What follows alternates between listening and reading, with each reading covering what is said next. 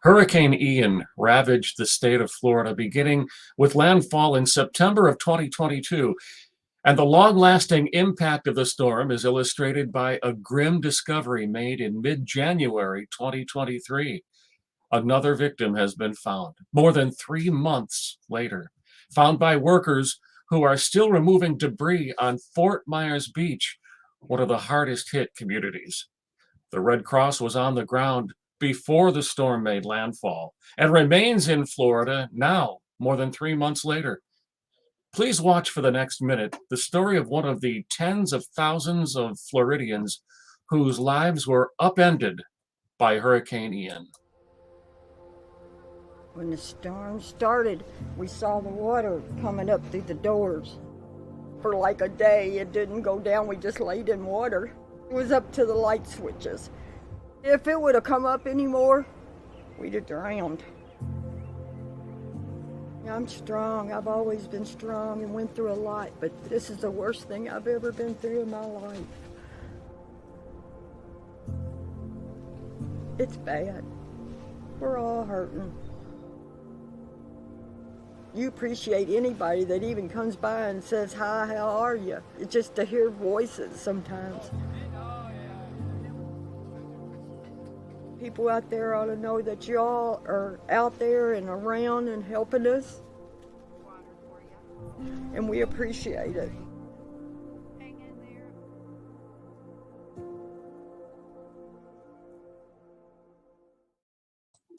That was Lynn's story. Lynn is one of the residents affected by Hurricane Ian.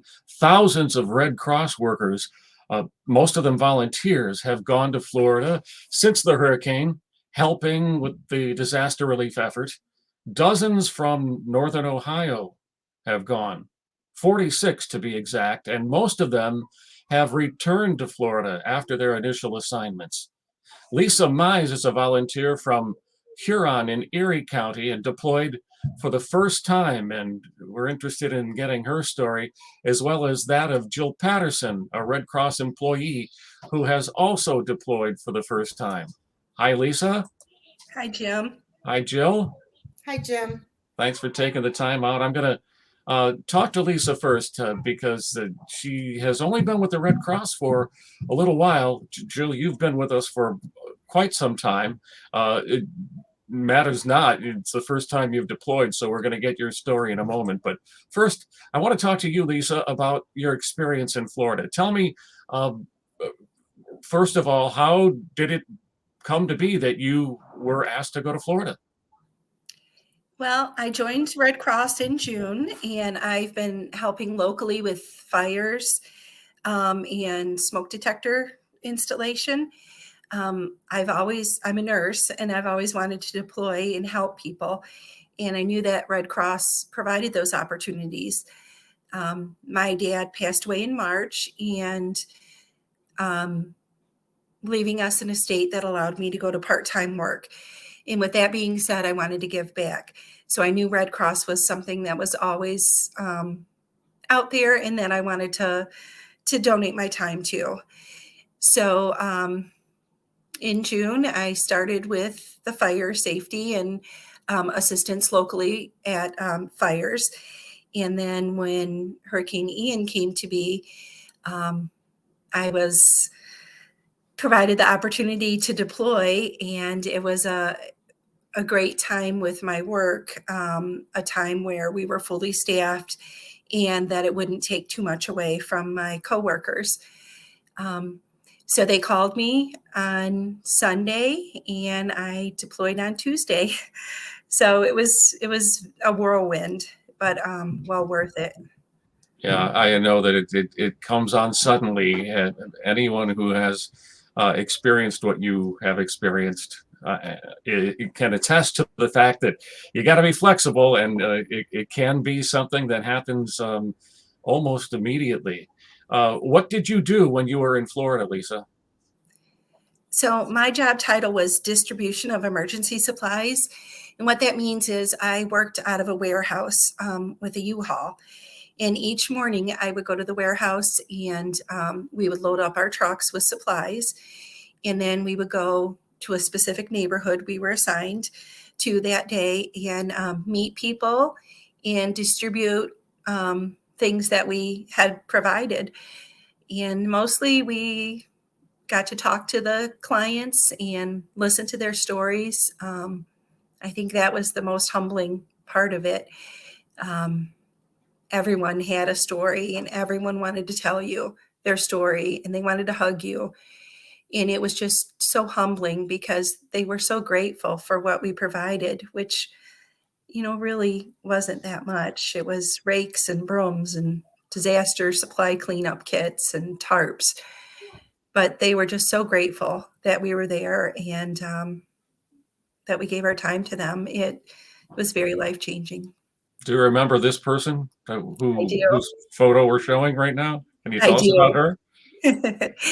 She is a sweet young lady who lives in a mobile home community park, and she has a little dog, and she was more worried about all of her neighbors than she was herself. They they were inland from the ocean. So in the past, when I would think hurricanes, I would think, okay, it's the coastal homes, the big fancy homes that you think of. Well, no, that's not true at all. The winds and the storm surge affected people all over the state. 4.5 hours inland, we drove to one neighborhood. So her neighborhood was damaged not only by the winds, but by flooding as well. And it was devastated. But the people there were so wonderful. They wanted to help each other. And even when we gave out supplies, they said, well, so-and-so down the road, he needs it more than I do, which was heartbreaking. And she very much cared about her neighbors. She told us all about, okay, who would need what. And I mean, her house was practically inhabitable, but she still was worried about everyone else. And that's what we saw time and time again. Just the beautiful nature of the people. They were more worried about everyone else than themselves. I had the opportunity to go to Florida as well, and I experienced the same thing, Lisa. On Fort Myers Beach, in fact, with the hardest hit community, arguably, and people there who were rebuilding, to a person, said, "Could have been worse. I'm still alive." Unfortunately, there have been many fatalities, and so the people in Florida who survived Hurricane Ian do seem to be very grateful about that.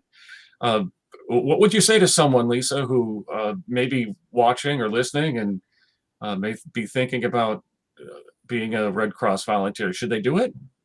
Oh, definitely. It's life-changing. It makes you appreciate everything you have, and you get to help someone. You know, uh, how often do you have that opportunity to change someone's life? It's amazing. Now, you didn't work alone. There were other Red Cross volunteers there. Who's this guy? Can you tell us about? Yes, that's Dave. So the first day I got there, this was my first time ever deploying. So the first day I was there, I was assigned to a driver, and it was his last day. So I made friends with him and another gal that was newly deployed. We were a threesome that day, and we went to a mobile home community. And then the next day, I didn't have anyone to be with because the fireman from New Jersey, was gone. So they were asking for drivers, and this is Dave Tolander. He's from Iowa. So he was a driver. He does a lot with the Red Cross. In fact, he trains people on the IRVs, and he's a supervisor in a couple other capacities. And then they said, do we have any riders? So that would be someone who isn't really comfortable driving the U-Haul. So I was a rider.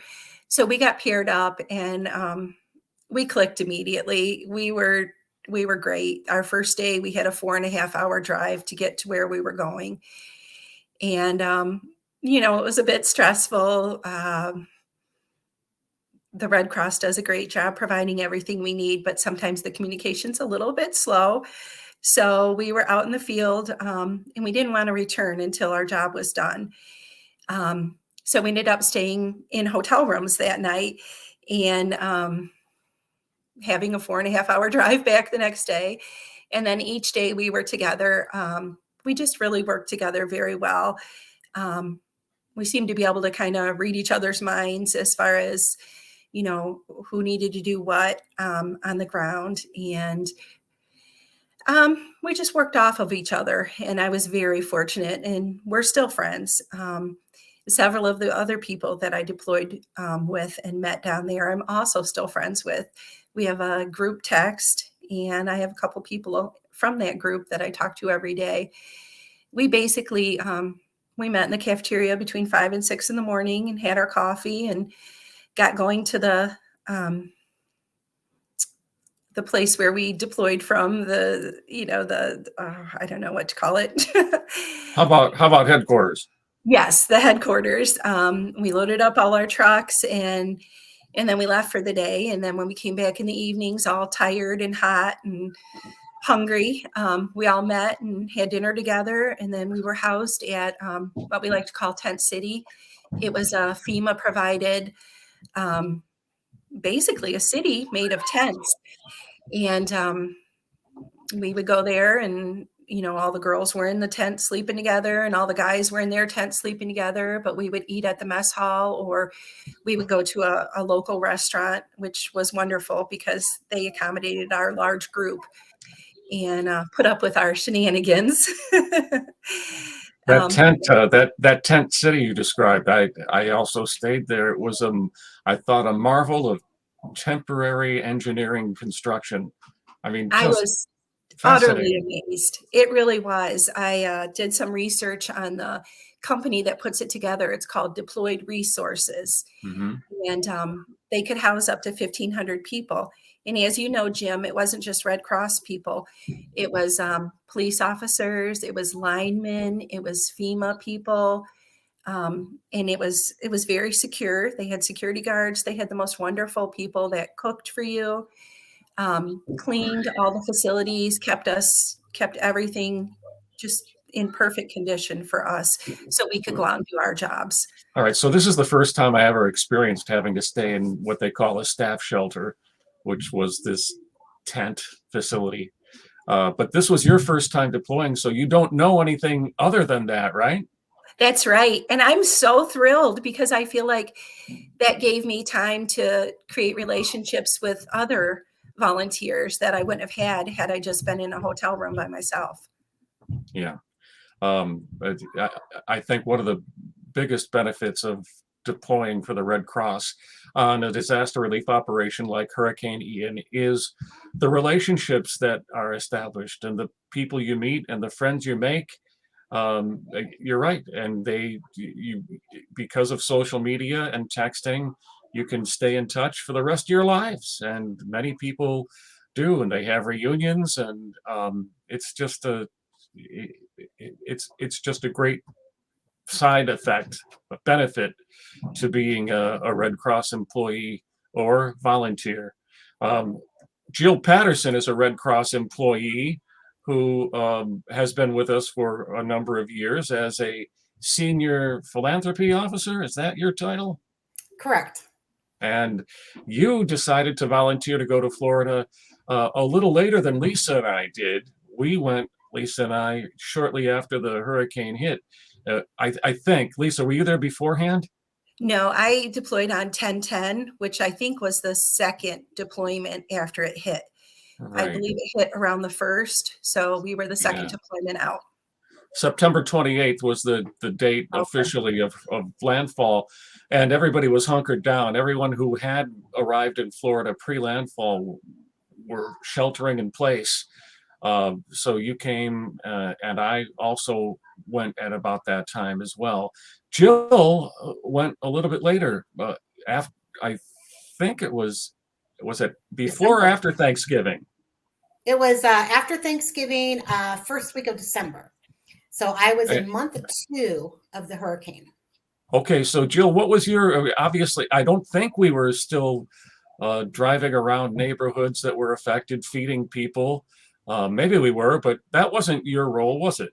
No, I was so excited to be able to raise my hand and have the opportunity to deploy. As a philanthropy officer, my job is to raise funds for horrific events such as Hurricane Ian. And for my role in my volunteer in as being deployed was to be giving out funds to the individuals, families, and so forth that were affected by the hurricane. So it was truly emotional and exciting to be able to raise those funds from our generous donors and then go and be able to sit and meet and hear the stories of those that are affected by the hurricane, be able to offer that helping hand and do what we do in helping others and be able to give them a little bit of support to help them move on their way. And there I am meeting with some of our fine individuals and residents. We were in Arcadia, Florida, and these individuals were still missing roofs off their homes, living in now molded communities throughout their homes, trying to do the best they could as far as living in their homes or having to either go someplace. And many of them wanted to stay. You don't want to leave your home or you just don't even know where to go. And 2 months after, you're still wondering, what can we do? And what's going to happen? And it was so fulfilling to be able to just hand them some money and say, here, let's help get you started. And here's the next steps. Unlike Lisa, whose photos we saw in a truck and in a neighborhood speaking with residents, it looks like you were pretty much computer bound, desk bound, so to speak. Correct. So we were placed in a, I guess it was a dining hall of a church that was donated out their space to us, which was fantastic. The church had an enormous presence in the community.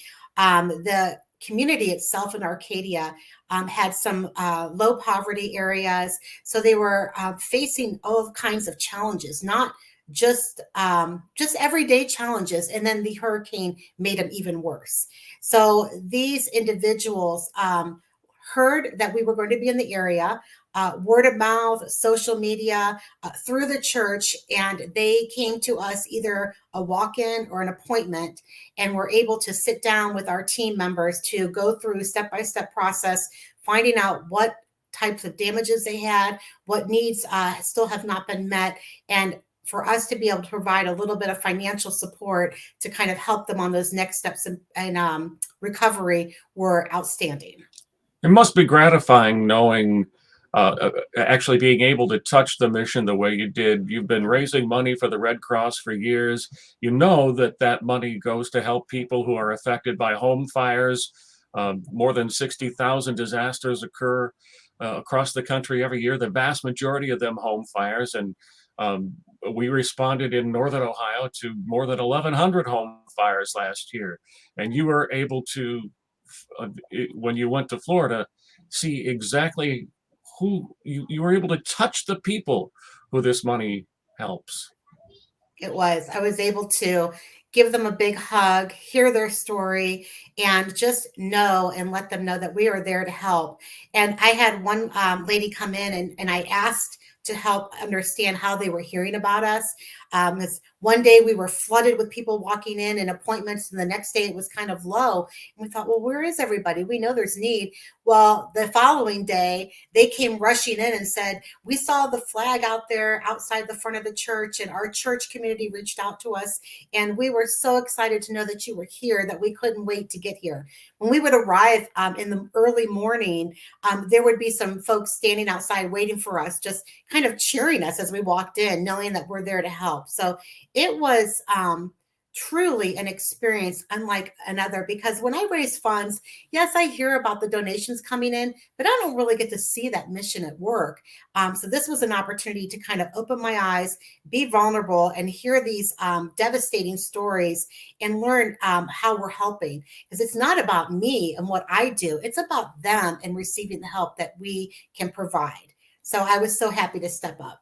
You mentioned that you were able to give out hugs, which is, one of the things that many disaster workers feel compelled to do when they're helping people. Lisa, I read a story about you jumping down from your vehicle and hugging one of the residents who wanted to climb up and hug you.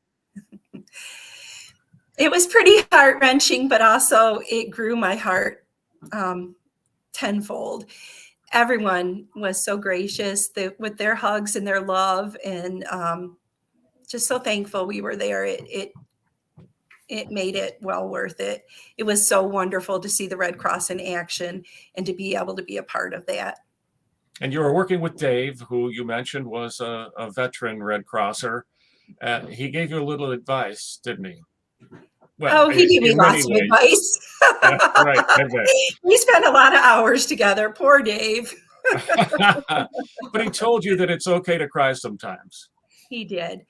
He seemed to be able to look at my soul. He knew on the times when I was feeling down, and he would allow me some privacy. But he also knew when to, it seemed like, joke and bring me back up. So it was pretty wonderful. That's an awesome description of somebody who you didn't know 24 hours before, and he could see into your soul. I mean, that's pretty remarkable. But I feel I felt the same way when I was leaving my assignment. I was stationed at the headquarters in Fort Myers with a number of public affairs employees and volunteers, and one of the workers who is my counterpart in another part of the country and was deployed there. Uh, I think she was genuinely surprised at how she felt about saying goodbye, even though we'd only known each other a couple of days. It's a very intense experience, isn't it? It is, and as a nurse, it's something that's not uncommon when you're working with tragedy or trauma. It's kind of like having a code blue every single day. You really get close to the people that you work with, and I didn't foresee that being a part of this experience, but it definitely was. It's the most memorable part for me. Right. I think probably for everybody. Would you do it again? Oh yeah, in a minute. I'm a little afraid because, I developed so many great relationships on this deployment. I'm afraid, is it ever going to be the same? Will it ever be as wonderful? But I think it will. You mentioned that you're a nurse. The Red Cross also looks for nurse volunteers to do nursing on these kinds of assignments. That wasn't your assignment No. on this disaster relief operation. But if needed, it's nice to have that skill, right? If somebody needed a nurse, it's hard to leave it behind. We had our stand-up meetings every morning, and often I had things to say to everyone about keeping themselves healthy and hydrated. And not only hydrated, but to also push the electrolytes. We have a lot of volunteers who, they're not 21 anymore. And we were working in hot, humid conditions. And Dave and I didn't stop and eat lunch. We worked through it. We had a job to do, and that's what we were there for. And it would be very simple for anyone to become dehydrated and get down. So I had my talks. Also, we were in some swampy, I would say bacteria-laden areas. And so I just like to make sure that all the people I worked with were safe and knew how to take care of themselves. Jill, would you go to another deployment, another disaster, and help? Oh, absolutely. As soon as I came back, I started doing more training to add to my portfolio. I've taken quite a few classes. I would love to do something more in staff services. So I have been taking classes galore, and I have cleared my calendar on Volunteer Connection, and I'm ready to go anytime they need me. Well, I very much appreciate the time that both of you took to talk to me today and to share your stories. First-time deployers for the American Red Cross who helped people who were affected by Hurricane Ian in Florida. And I'm afraid that you might likely have another opportunity to deploy sooner rather than later. Severe weather continues to affect regions all across the country, from the bomb cyclone snowstorm that we experienced, we and many others from northern Ohio and elsewhere across the country at Christmas time, to the relentless rain that is pounding the West Coast during the month of January. And there's no reason to believe any of that is going to change. We in Northern Ohio live in one of the safest regions of the country when it comes to natural disasters, which is why so many of us deploy to regions like Florida after a hurricane, or California after floods or wildfires. But no matter where we live, it is important to have the Red Cross emergency app downloaded on your phone. Changes in our climate are causing more frequent and intense storms, heavier rainfall, higher temperatures, extended droughts, and nearly year-round wildfires. As these extreme events increase, it's more important than ever to be prepared. Download the free American Red Cross Emergency app to help protect yourself and your loved ones today by searching for American Red Cross in app stores and selecting Emergency Alerts, or visiting redcross.org/apps. We designed the app with accessibility in mind so that people of all abilities can use it. A new and easy-to-find language toggle makes it simple to change between English and Spanish. The emergency app lets you customize and choose between over 40 NOAA weather alerts. Choose to receive full NOAA weather alerts in Spanish or English. The best time to get ready is before an emergency happens. That's why the app also features short learning modules to help you prepare with step-by-step instructions focused on the most common risks where you live. We explain how climate change has impacted each hazard so you know what to expect. We also provide you with a digital to-do list so you know exactly which actions to take to prepare. Check them off as you complete each one to help you keep on track. And if a disaster impacts your location, you can easily find open Red Cross shelters with our interactive map and track real-time conditions with 6 different weather overlays. Prepare to protect yourself and your loved ones with the emergency app.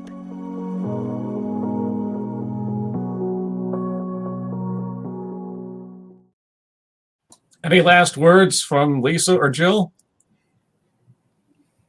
Just thank you, Jim. Thank you for allowing us the opportunity to share our first-time experience.